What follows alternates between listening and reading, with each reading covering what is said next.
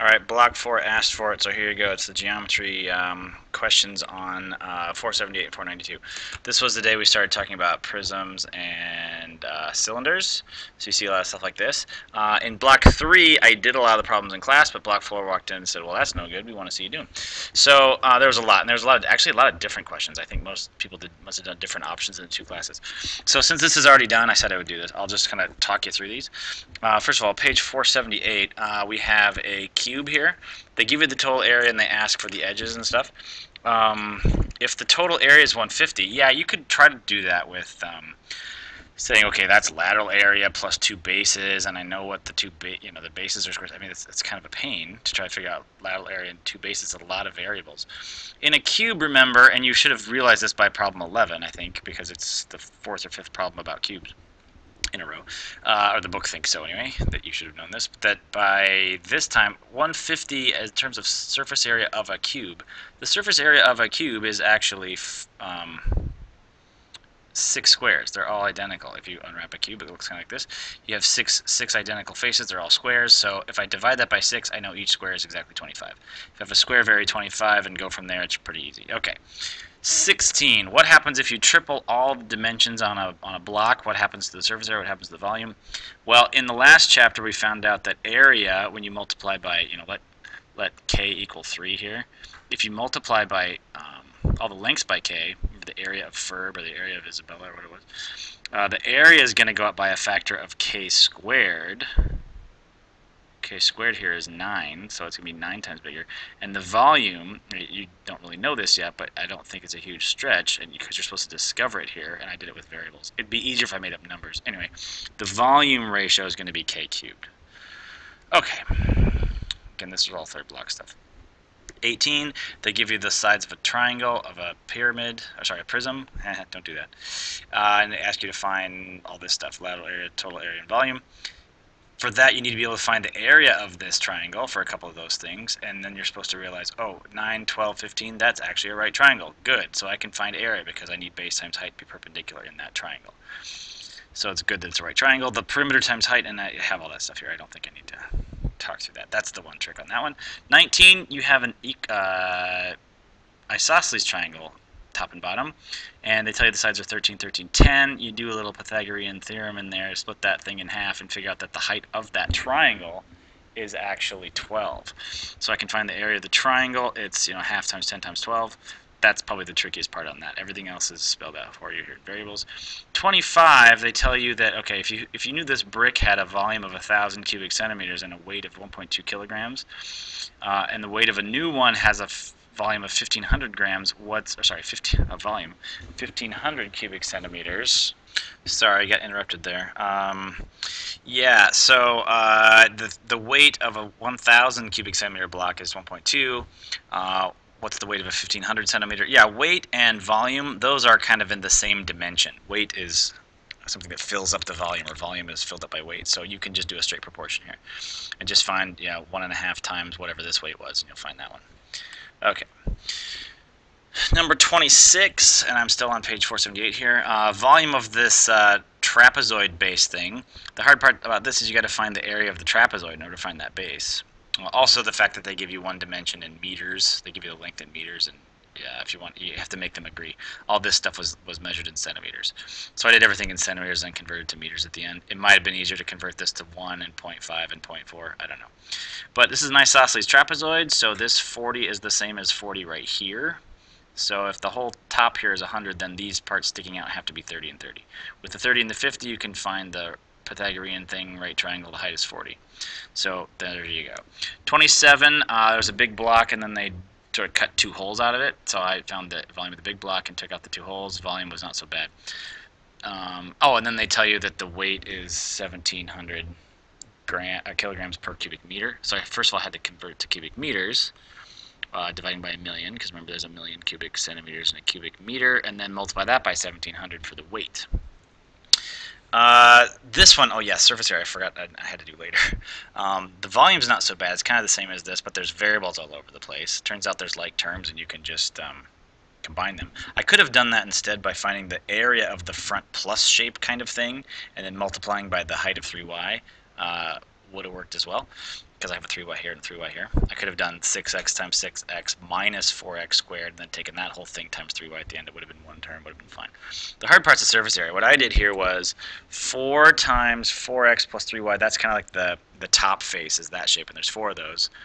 8 of the little sort of lighter orange rectangles in that picture, x times 3y, and then 2 of the plus shapes, and the plus shapes are like I was just talking about over here.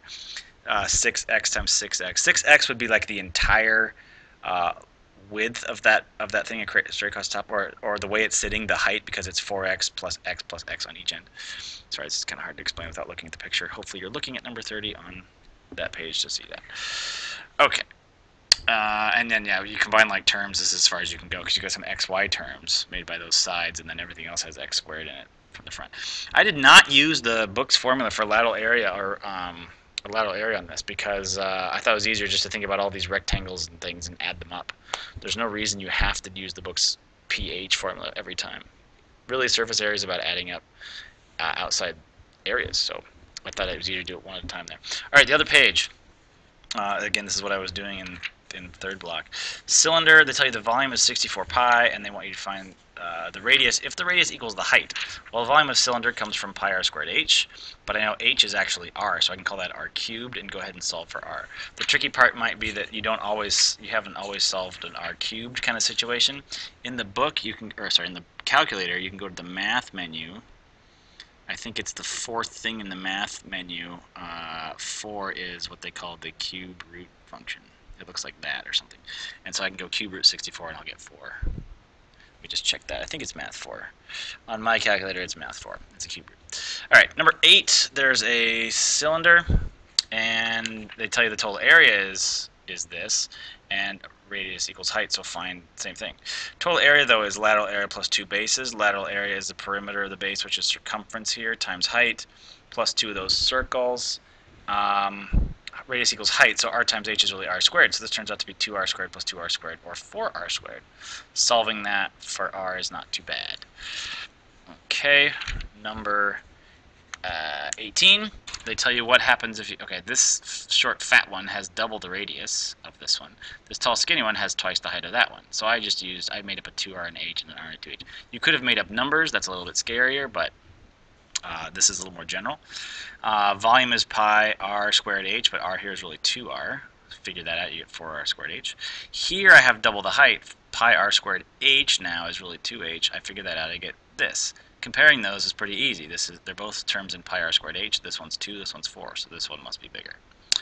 22, big cylinder minus small cylinder. I need to look at, oh yeah, it's a pipe. You could have done this by taking the area of the flat ring on the end times the height. That would have also given the volume. But I thought big cylinder minus small cylinder was just as easy, and I got that. Radius of the big one is 6, radius of the small one is 5, and the height of both is 200. Okay, number 25, they tell you that the cylinder has a total area of 40 pi, which is perimeter times height plus 2 base, or pi r squared, 2 pi r squareds plus 2 pi r h. This is circumference times height. And you solve this for r, it's a pain because, and I tell you h is 8. You get to this point where you have an r squared and an r in the same equation, and it leads to a quadratic situation. And the only way to solve that is, you got to deal with the quadratics. You could either use the quadratic formula, or you could factor it. Same thing happens in 26, and you get one answer that doesn't make any sense, like negative 10 or negative 15. So it's the positive number that makes sense. You put that back in. But the quadratic factoring is the scary part on that. That was a little unexpected. I've asked the other teachers if we think we're going to put that on the test. I get the impression we're not. 27 on the second page, they tell you what happens if you rotate this rectangle. Here's the original rectangle. If you rotate that along, like if you're holding it here and here, and you spun it around this line, it would kind of touch everything in this cylinder, and you can find the radius and height of that. The radius would be that 6 that's swinging around, and the height would be the 10. If you instead spun it along this edge of 6 and spun it this way, now your radius that's sweeping out here is the radius of 10, and the height from back to front here, this height is now 6. You get a totally different volume. All right, so back to the ones that I were just asked in the second class in the block 4. Number 9 and I'm back on page 478 now. This is the section on prisms and what's the other thing? Cylinders, yeah. Well, this is on prisms, the other one's on cylinders, but this is the prism one. Okay, so we have a cube here. I know that the volume is 1,000. I'm trying to find, this is your first cube root situation. Volume is 1,000, all these are the same. I'm supposed to find the edge, and I'm supposed to find the total area. Well, the edge here, I know that when I take edge times edge times edge, I get this 1,000. You can use the calculator, or you could probably do this in your head. What's the cube root of 1,000? It's a nice number. What times itself is 1,000? Calculator will tell you it's 10. If you think about that, 10 times 10 times 10, good, it's 1,000. Total area, I'm just going to think like I did on the first time I did this. This area of a cube really is just six of these squares, and that would be 6. Each square face on this is going to be 100. So this is 600.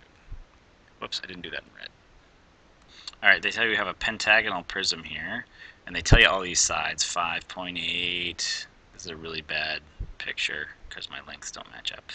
4.7. Oh yeah, this is the longest one. It's 9.4. All right, so they want you to find lateral area. Lateral area is perimeter times height, and they tell you the height is 13. So all I need to do here is figure out the perimeter of the base. Perimeter of the base is add all those things up. 3.2 plus 5.8. It would take me forever to write that, so I'll just say it. 3.2 plus 5.8, here are my calculator buttons, plus 6.9 plus 4.7 plus 9.4. I do it on the bottom, that was silly. That's 30 is the perimeter, and the height is 13, so this is simply 390. Okay. Right, in 14, they say we have a right triangular prism. Now, when they say right triangular prism, they mean the thing is standing straight up. They don't mean that this is a right triangle. That's a little bit tricky to follow along with.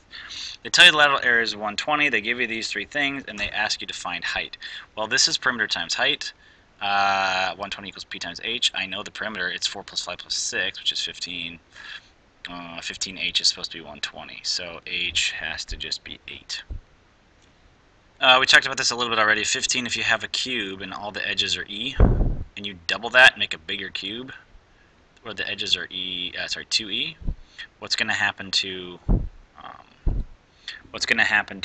total area? Well, the total area back here was 6 of these e squared faces. Total area here becomes 6 faces, but now they have 2e being squared.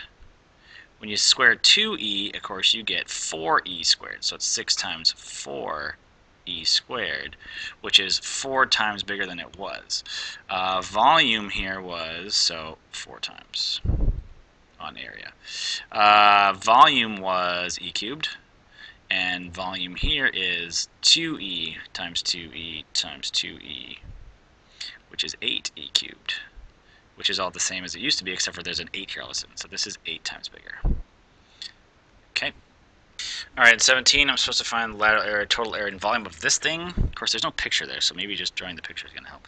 Lateral area is just perimeter times height, which is 24 times 10, which is not a terribly hard calculation. 24 times 10, great. All right, for total area and volume, I need the area of this base. So I have a equilateral triangle with sides of 8. We've done this a lot now. This height is really 4 square root of 3. So I need total area is this, is 240 plus 2 of these bases, and the bases are 1/2 times 8 times 4 square root of 3. Get used to that, just like last chapter, we do that a lot. 240 plus half times 8 is 4, 4 times 4 is 16, times 2 is 32, so that's it. 240 plus 32 square root of 3. Volume is the area of the base, which I just figured out here was 16 square root of 3, times the height, which is 10. So it's 160 square root of 3.